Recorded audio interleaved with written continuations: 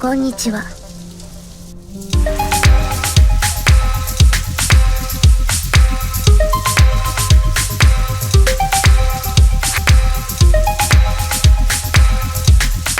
It's 2016, and once again, we're excited about what this year has in store for us. Despite a few recent disappointments, mostly Black Desert Online and Albion Online deciding that they wouldn't be free to play, there's still many great games, free games, coming in a year or even two.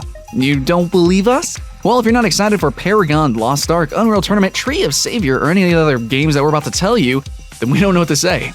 Obviously, this isn't an extensive listing, it just includes some of our most anticipated games, but there are many more coming, and you can bet your life that there's going to be more announced in the following months, so grab some popcorn, make yourselves comfortable, this one's going to be big, and enjoy the video.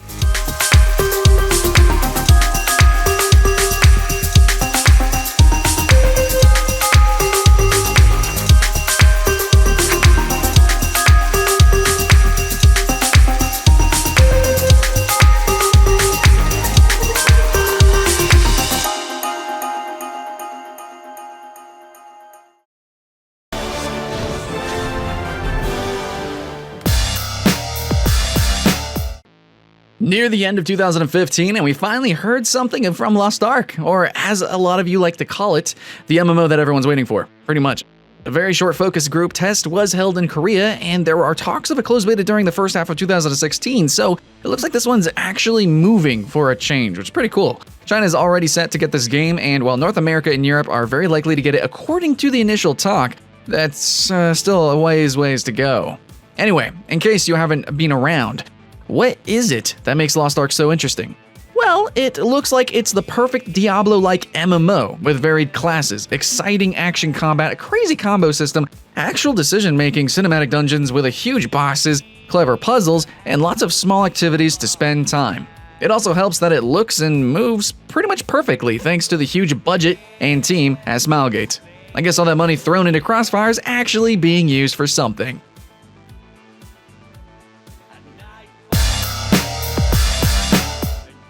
After several years and countless "the hype is dead" comments, Blade & Soul has finally launched in North America and Europe. Is it any good, you ask? Question mark. Oh, well, your answer is definitely, absolutely, completely.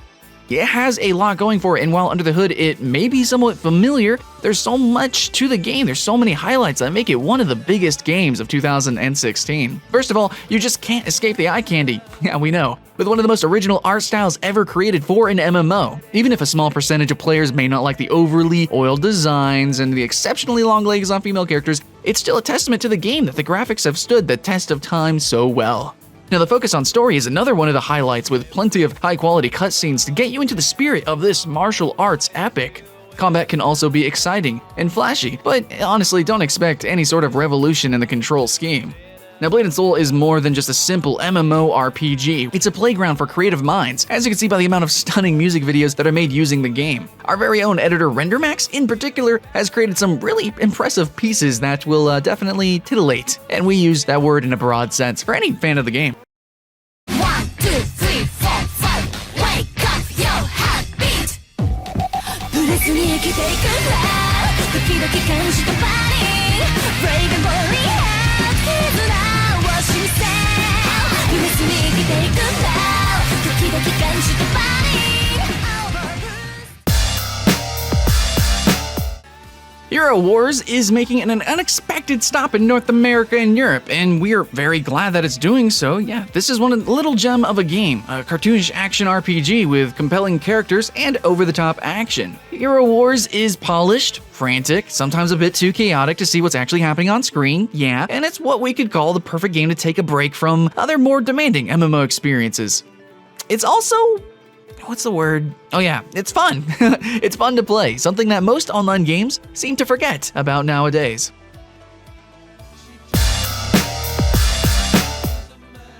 Bless is a big name, but it's not going through a smooth development. With a lukewarm reception to the betas and straight-out indefinite delays that didn't change much about the bland combat system, Bless Embers in the Storm needs to step up its game if it wants to be more than a stunning visual showcase. No problems there. It looks amazing, the character detail is very good, but the architectural touch is out of this world, with obvious inspirations coming from European countries such as Italy. Bless clearly has potential to be much more than what the open beta phase is hinting at, so let's hope that with time it gets better, even if we're pretty sure that it won't be much more than a beautiful MMO with, the familiar mechanics.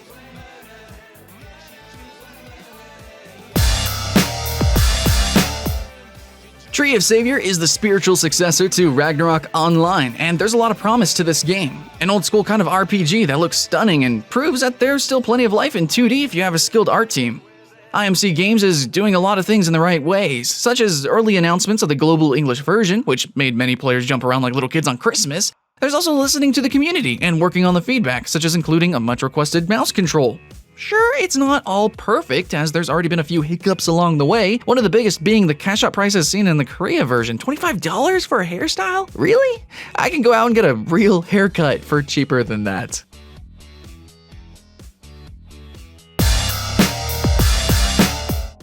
Lineage is still one of the most profitable franchises for NCSoft, so it's only normal that the studio wants and needs to follow up on that, with Lineage, Eternal, Twilight, Resistance. They're trying to add some fresh blood to the series, going for a clear Diablo approach and more action-based combat. One of the highlights is the mouse gesture system, with which you can perform some skills by moving the mouse. Hey, that sounds pretty cool. As for the rest, it's shaping up to be pure hack and slash goodness, with parties of 20 players, massive battles, and a dynamic dungeon system that will randomize dungeons, monsters, and quests. This will probably be a hit in the Korea market, but with the heavy competition from Lost Ark, we're gonna have to see which game will earn the players' favor.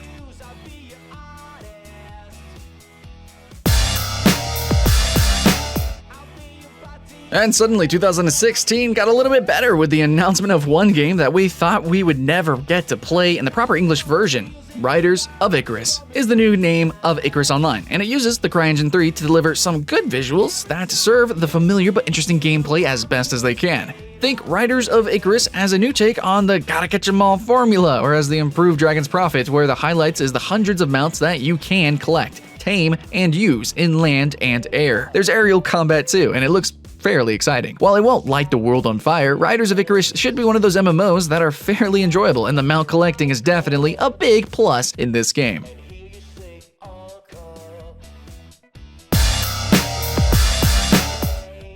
Skysaga Infinite Isles is the cute cousin of Trove. It's also one more son of the eternal Minecraft, so you should know what to expect. Voxels, man, voxels everywhere. However, Skysaga looks good, great even, honestly, with the color palette that gives it a unique style and characters that manage to have quite an identity for someone without arms or legs. But what stood out during the extensive alpha was the array of creative community builds that make this game a truly infinite one, with so many original isles to explore and the challenges to master.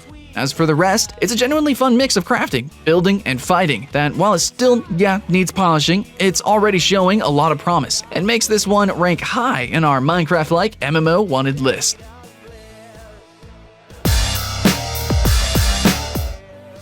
Gloria Victis has all the elements of a game that tries to do something different and will probably be a pain in the butt to get into for players who aren't willing to give it plenty of their time. It's shaping up to be a niche game, honestly, but one that we're betting will prove to be extremely rewarding for those who actually do persevere. It's going to be an original low fantasy medieval setting, which means you shouldn't expect dragons or fireballs. With a massive open world, without loading screens, and dynamic weather that plays an important role, you should have plenty of space to build your castle and fight for territory control. You also get non-target action combat, open PvP, and battles with hundreds of players. We have this feeling that such ambition will end up in a compelling original MMORPG with quite a few bugs to squash along the way. But that seems like a decent price to pay for a nice change of the usual fantasy MMOs.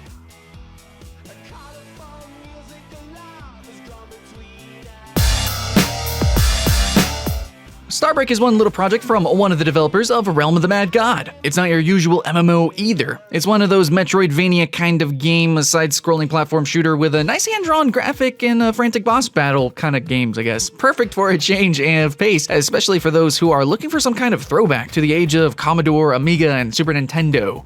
Starbreak is planned as a game with no level grinding, zero, none. Instead, focusing on player skill and cooperation. For what we've played, and it pretty much looks like it, so you're gonna need your best reflexes to dodge all those bullets and land on those tricky moving platforms. Sometimes you'll think you're in a bullet hell shooter and not just a simple MMO, and rightly so.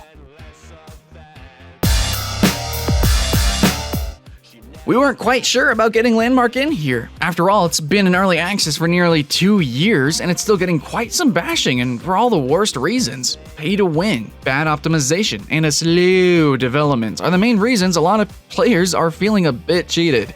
On the other hand, there is so much you could do in Landmark. So many beautiful things to look at and places to explore. It's like Landmark is shaping up to be the greatest game that everyone seems to hate. Our advice right now would be to hold onto your money until Landmark actually improves quite a bit or even better. Launches as free to play so you can decide if you want to support it or not without spending a dime. We love Landmark's concept, but we just hate how the development has turned out so far.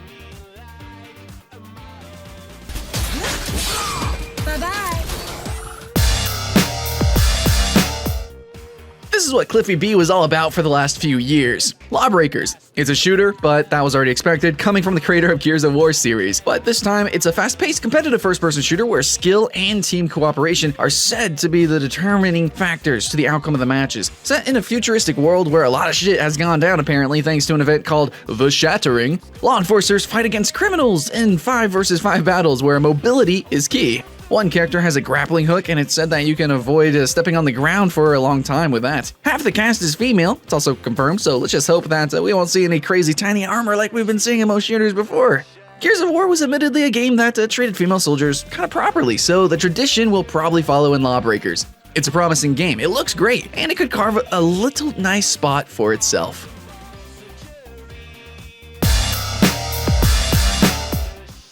Hi-Res Studios has quite some weight on its shoulders trying to follow up on the huge success that is Smite, but Paladins, Champions of the Realm, is that successor. And while it strays a bit from the battleground of the gods formula and presents itself as a shooter, at its heart it knows it's a MOBA, and that's what players want it to be. More unique characters with clear identities and less customization through the collecting card game mechanics. This is a game that will clearly improve, possibly even change quite a bit as months go by, but we're confident that it will ultimately earn itself a very decent player base and a nice cozy spot among fans of shooter and MOBA hybrids.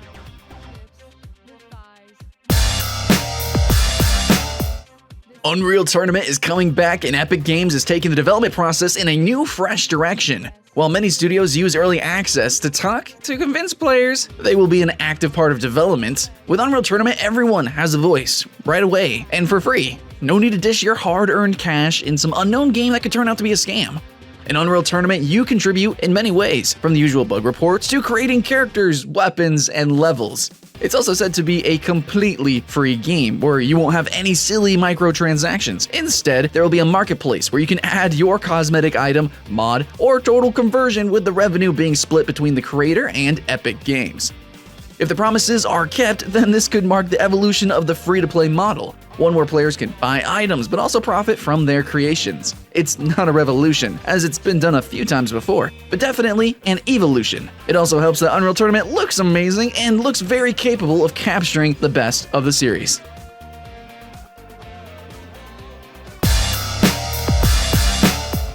First Assault Online wasn't exactly the most desired adaptation of Ghost in the Shell, but it is what it is. While most players were expecting some kind of deep MMORPG, what we got instead was a pretty solid shooter. A pretty standard one with familiar mechanics and a nice Ghost in the Shell skin to round everything up pretty nicely.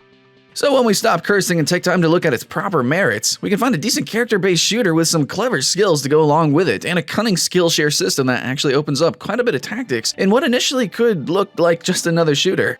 If you're a Ghost in the Shell fan, you'll enjoy it just that little bit more than you probably should.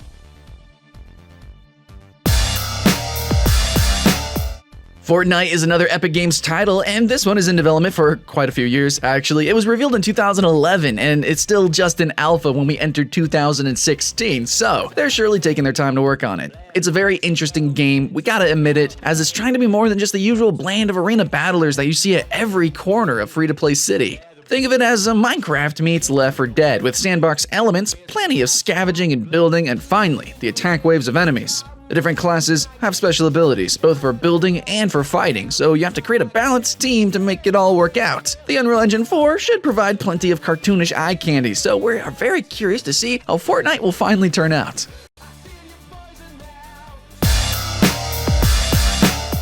The world needs more vehicular combat games. Sure, we have World of Tanks and RoboCraft, just to name a few, but after the movie Mad Max Fury Road, everything kind of a little bit changed.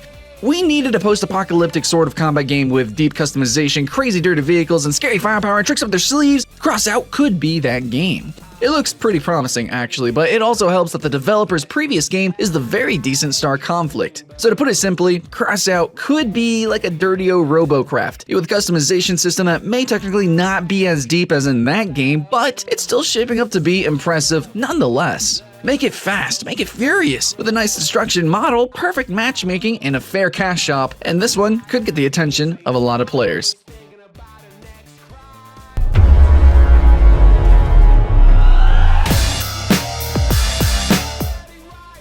This one came out of nowhere through a series of character teasers that led many players to believe that we were going to get another lame online first-person shooter or MOBA. Well, those players were actually partially right, because Epic Games was indeed getting us one more MOBA to add to the pile. But what a MOBA! Yeah, the gameplay reveal was pretty epic, pun intended, as the third-person action looked so good, so weighty, so stunning in all of its Unreal Engine 4 glory. The tide had turned. Everyone and their mom was getting excited about Paragon, and suddenly, this is one of the hottest games of 2016. Yeah, Epic Games has already confirmed that it is going to be free to play, and they're not shitting us. We're looking at you, Overwatch. You'll probably need a beast of a machine to run Paragon in all its full glory, but many of you probably already do, so you just have to count the days for the summer open beta, if you're not playing in the alpha already, that is. We should also mention that Paragon has some sort of collecting card game mechanic in the same style that maybe Paladin kinda does, but it also looks like Epic Games already has a nice bunch of heroes for us to choose from.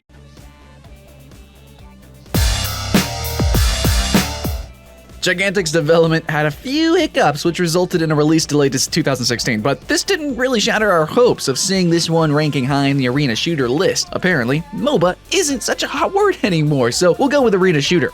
Anyways, Gigantic has a few highlights, one of them being the inclusion of these massive guardians that act as the final objective of each game. And you probably know about the other distinct feature already, right? The stunning visuals, authentic cartoons designed by very talented minds with perfect colors and animations to go along. It looks pretty awesome, although it can get a bit messy when everyone is shooting in the same spot and visual effects fly and splat everywhere. Yeah. We would still want to see the gameplay getting a bit of polish, as the early tests suggest it's not quite there yet, but we are confident it will improve in time for release.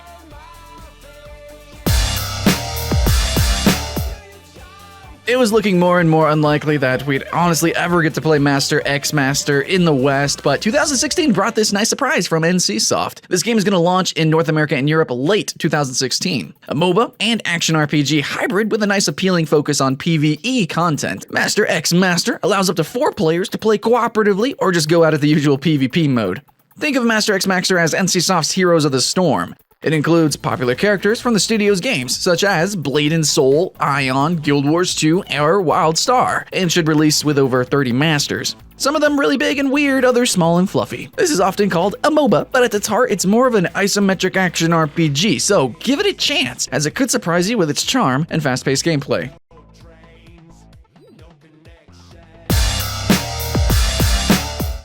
The Fable series has clearly seen better days before the Journey and Heroes spin-offs, and once again, there is a new game steering from the original idea. Fable Legends goes the action RPG way with obvious MOBA elements, including the regular rotation of the heroes. Lionhead expects the game to have a life cycle of 5 to 10 years, which means that the studio has a lot of faith in Fable Legends, honestly. The gameplay is similar to Evolve, with 4 heroes battling 1 villain in asymmetrical multiplayer, and you can use AI if you wish. You can even play it as a single-player game if you want to. The Unreal Engine 4 should provide some nice visual folklore filled with magic and terrible creatures as well.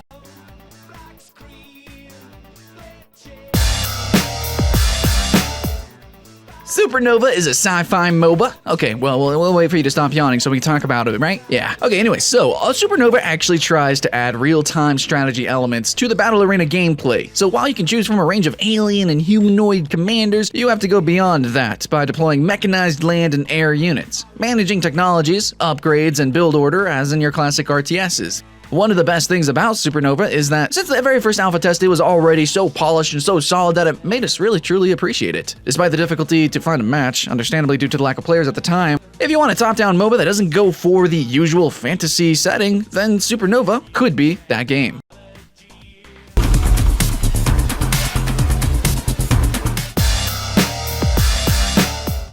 So do you guys, anybody, do you guys remember Rise of Robots? You know, that car crash of a game that was advertised as the next generation of fighting and turned out to be a steaming pile of crap?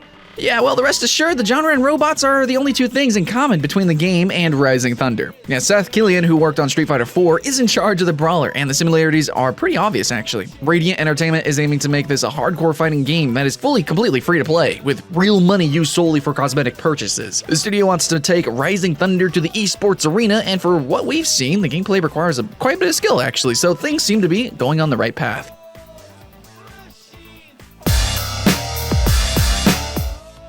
The PC severely lacks awesome Super Smash Bros. Clones, so it was great to see this little indie game called Brawlhalla getting a lot of deserved attention. It's a crazy fun 2D platform fighter with a release planned for the second half of 2016, and the devs say that it's a truly completely free to play with no pay to win crap. You can also play online as usual, but if you have the actual real friends that go to your house and stuff, you can play with them locally. You know, like ancient ones did before online gaming was invented, and it was great fun. You should try it. Maybe you'll like it best. But no matter what, Brawlhalla still looking like an awesome little game.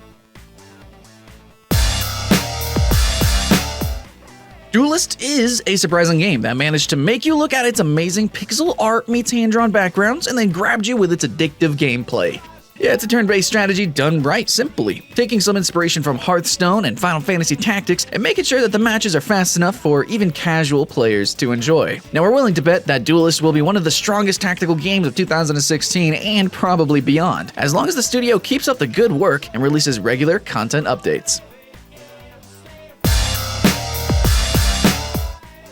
Total War Arena is not the first free-to-play Total War game, but it's certainly the one that is the most faithful to the original premium series. Now, while the acronym MOBA was thrown around just a little bit when the game was announced, it's pretty clear that it isn't intended to be used in the same way as Dota 2 or League of Legends is. See, Total War Arena is indeed a multiplayer online battle arena, no doubt, but of really the purest kind, if we may say so. See, it's 10v10 battles in real time, with each player controlling 3 units, but there isn't a lane, creep, or tower in sight. Definitely addictive and, dare we say, honestly original. We're really glad Creative Assembly didn't go the easy way, creating just a bunch of commanders and throwing them around in lanes with isometric perspective. So yeah, hats off, well done.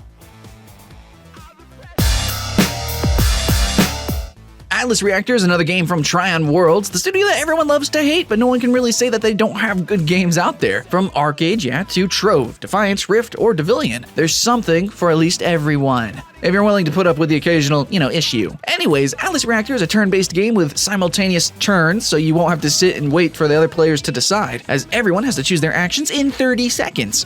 Now, the art style is also eye-catching, with characters called freelancers looking great in a Borderlands kind of cel-shaded awesome way.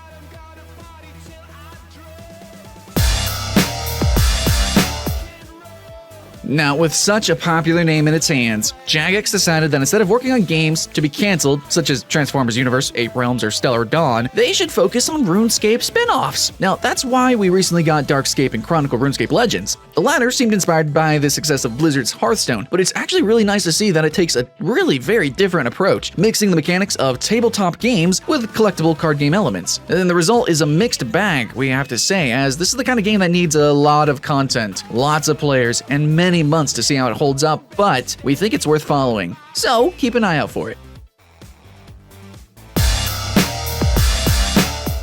From the makers of Project Cars and running on the same Madness engine, World of Speed is a team-based racing game with a free-to-compete mindset, which hopefully means that no one will be able to buy performance boosters or the like. You will, however, need to create or join clubs in order to enjoy most of this game, as there's more to this racing besides just finishing first. Things such as drifting or giving distance or leading the pack for certain times, all these actions will reward players and somewhat make them more specialized in different areas, something that is uncommon for a racing genre. As for the handling itself, World of Speed tends more to the arcade style of racing, with the damage being visual only. You can, however, choose the cockpit view for more realistic sensations. Besides racing in licensed circuits and custom-built tracks based off of real-world city streets such as London, Monaco, and Moscow, you can free roam in an area called the Airfield Playground. With the severe lack of good racing games, World of Speed could be one for racing fans.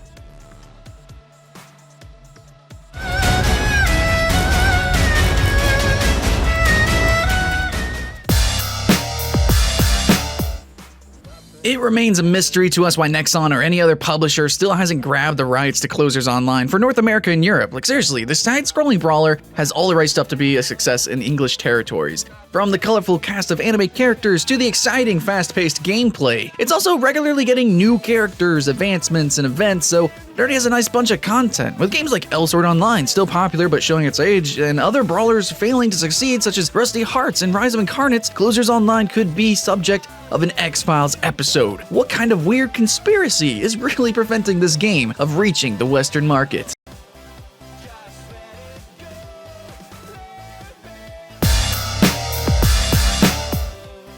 Since its announcement a few years ago, Soulworker Online captured the hearts of so many players from around the world. And it looked great, and as you probably know by now, having cute anime girls in short skirts and plenty of fanny shots is halfway to success. Of course, you need to have a game to go with it, and with a severe lack of good third-person brawlers, this one could fill that gap. After going through a serious reboot, Soulworker entered beta testing by the end of 2015, and overall impressions point to a good game. Just as with Closers, Dimension Conflict, there's this monster invasion and a group of special girls and boys will have to deal with it through whatever means. There's the girl with the oversized cannon, the boy with the pistol, the other girl with the big-ass sword, for a total of 6 characters already revealed. Japan, Korea, and China are going to service the game, and we're crossing our fingers for a North America and Europe announcement sometime during 2016.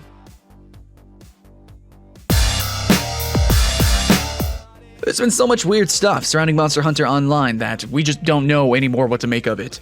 First off, it's strange that such a popular franchise in Japan would be getting a China-exclusive MMO. And then Crytek decided to mention that a worldwide release was in fact planned, but while later said it was actually instead a mistake. In 2015, a benchmark tool for the game was released in English, which led many players to think that the official localization was actually going to happen, but apparently, no, not. But Tencent is cool, and we gotta admit it. They're willing to let fans work on an English translation and even cooperate with them along the way. So ultimately, Monster Hunter Online could turn out to be playable globally, as there is not an IP block at the time.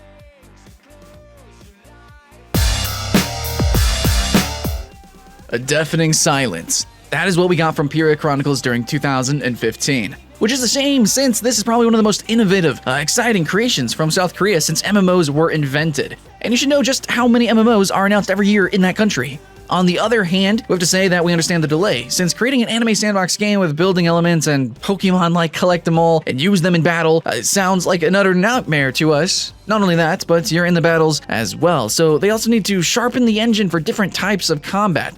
Peria Chronicles is a game that could break in so many ways. Yeah, we know that, but we're hoping that it turns out for the best, and we can't wait to shape the terrain, create intricate machinery that'll surprise everyone, and participate in player-created quests. It's almost too good to be true, and that's probably why it isn't true yet. But between this and Everquest Next, who knows which one will be released first?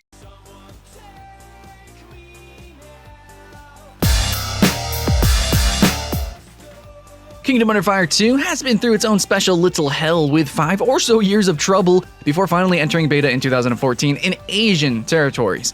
However, talks of a Western version amounted to a whole lot of nothing at all, as there seems to be no way to get the game in North America and Europe, which is a shame because this is a brave mix of action and real-time strategy, and you can get nearly 10,000 units battling at the same time. With fast action, nice visuals, and the aforementioned strategic elements, Kingdom Under Fire 2 is still a very desired game, but we're beginning to lose our hopes of ever getting to play an official Western version.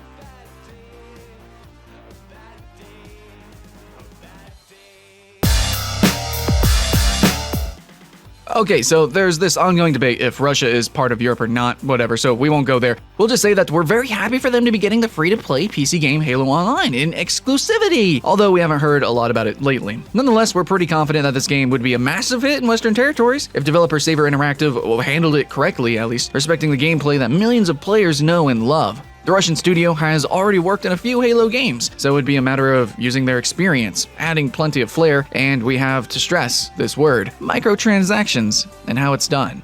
Microsoft is theoretically testing the game in Russia, and there's still a chance that it releases in other regions, so let's wait and see.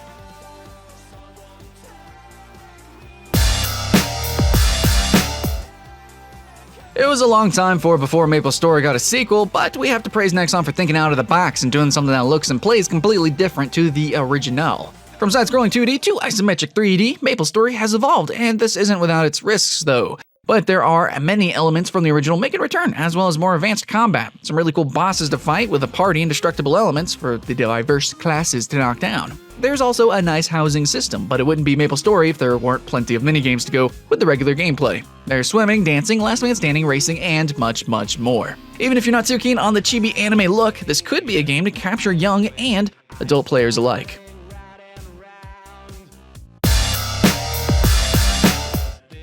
While Need for Speed World shut down in 2015, it didn't take long for news of another free-to-play Need for Speed game to surface. Sadly, Need for Speed Edge is currently only planned for a Korean release, but we're hoping that after the testing phases, Nexon decides to bring it to North America, maybe in Europe. Hopefully, yes, that'd be nice. We wouldn't mind it, as it's shaping up to be a nice racer with different game modes such as Speed Battle and Item Battle, and it's powered by the tried and tested Frostbite 3 engine.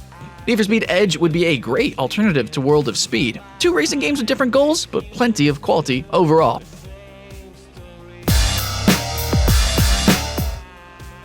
One of the highest profile Chinese MMOs ever, pretty much. Yeah, Revelation Online is unashamedly inspired by Blade and Soul, and didn't manage to convince many players during 2015, so publisher NetEase is doing what it can to push it. One of the ideas for 2016 is the huge flying mount that is capable of carrying 50 yeah, that's not a mistake, it's 50 freaking players at the same time. Now, while Revelation Online is a decent game, it's highly unlikely that it will ever leave China, so don't get your hopes up if you like what you're seeing. But on the other hand, with the competition from the superior Blade and Soul, it would certainly have a tough time convincing players to choose it over NCSoft's Epic.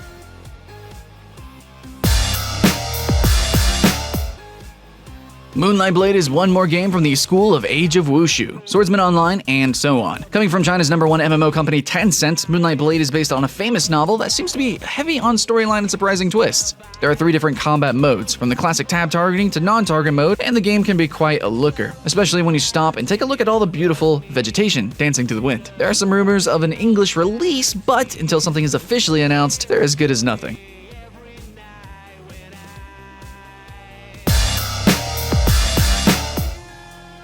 Hybrid Universe is a MOBA, but it's not the usual kind of MOBA. Instead of the usual isometric view or the increasingly common third-person perspective, Hybrid Universe goes for an original 2D side-scrolling perspective. What? Yeah, really, how is that supposed to play out? We thought when the game was announced. Now that the dust has settled and we've seen it in action, we can see that it kind of works. But a gimmick such as this wouldn't be enough to support a game that is expected to be competitive and with deep gameplay. So it's good to see that the character roster is also very colorful, with some recognizable faces inspired by pop culture, such as the Power Rangers, Bruce Lee, or Chun-Li from Street Fighter. Yeah, while it may seem like a long shot to see this getting a Western release, we wouldn't be too surprised to actually see it happening.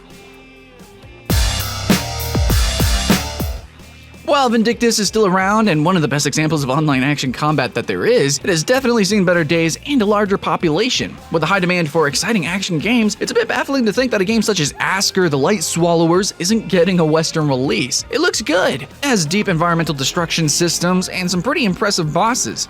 Sure, it lacks content and classes as it's a very recent game, but this would be solved over time, so no issues there, right?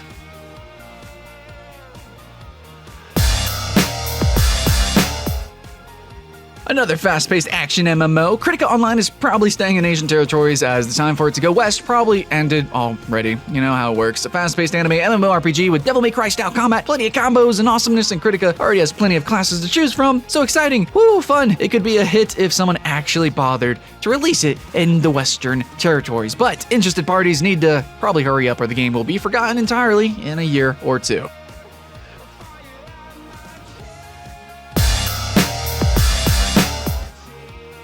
There's some talk about King of Wushu being planned for release globally. Yeah, and considering Snail Games' previous titles such as Age of Wushu, Black Gold Online, this is a strong possibility. However, until we get an official announcement, we won't count on it. Yeah, King of Wushu is a beautiful, beautiful third-person MOBA with a wuxia theme, meaning that you'll get to choose between dozens of characters that are experts in martial arts. It's visually stunning and plays in third person, pretty much like Smite. In fact, it actually looks very much inspired by Hi-Rez Studios' game, but this isn't a bad thing in itself. We would really like to see how Western players react to King of Wushu's Asian fantasy theme, but for what we've seen so far, it's a quality game that could have a bright future ahead in pretty much any part of the world.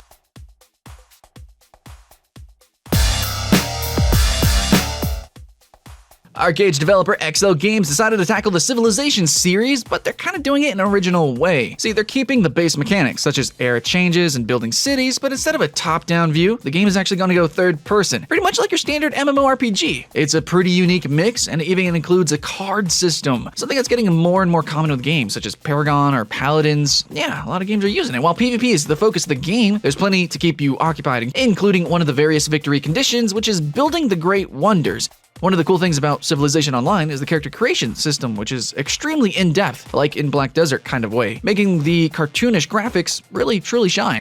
Having different eras, from ancient civilizations all the way up to, future times, is something that's going to push players to go on, seeing what new wonders are in store. Sadly, this one is still exclusive to Asia, so let's see if it gets a release in English territories, maybe in a year or two.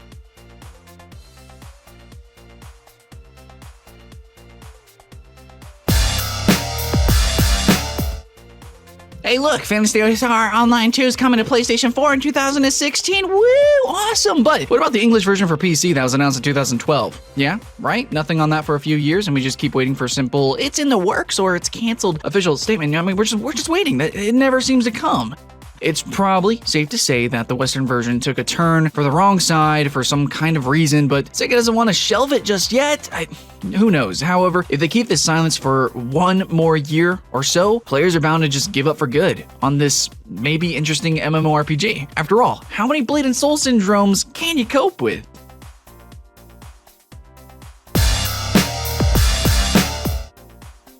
Can you smell that in the air, guys? Yeah, that's the beautiful smell of vaporware, something that Everquest Next seems to be turning into as months go by. Daybreak's track record isn't particularly helpful either, with a long development cycle of Landmark and H1Z1. But it's really the lack of communication surrounding Everquest Next, which was once seen as the future of MMOs. It's scary. Now we're far from reassured and actually very suspicious of where Next is going, if it's going anywhere at all right now. So we've had this impressive announcement and plenty of promises, including emerging AI and world and constant change and blah blah blah, but 2.5 years have gone by and Landmark is still quite a bit of a mess. This takes us back to the time when we said that the decision to split it into 2 games was a bit weird and kind of groundless, actually, and judging by how things are turning out, I think we were right. Note to Daybreak, just get Landmark done already so you can focus on Next. After all, it was supposed to be a simple prologue of sorts, remember, a tool for the bigger things, and yet here we are, sitting and waiting.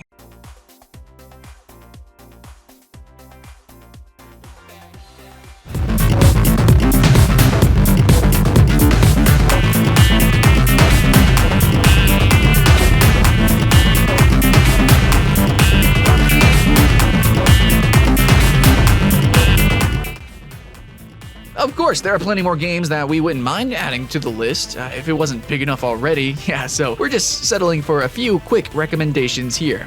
Dreadnought, Fractured Space, Orcs Must Die, Unchained, Dungeon Defenders 2, or Elder Scrolls Legends. They're just a few that we're going to follow closely to see how they turn out. But do note, guys, that not all the games that we've covered already have their business model set in stone, so a few of them could turn out to be buy-to-play or something close to that. Of course, we can't wait to hear on your most anticipated free-to-play MMOs, so leave the names in the comments. Agree, disagree, whatever. Don't care about any of these. Whatever you feel like telling us, let us know about it in the comments below, and enjoy gaming.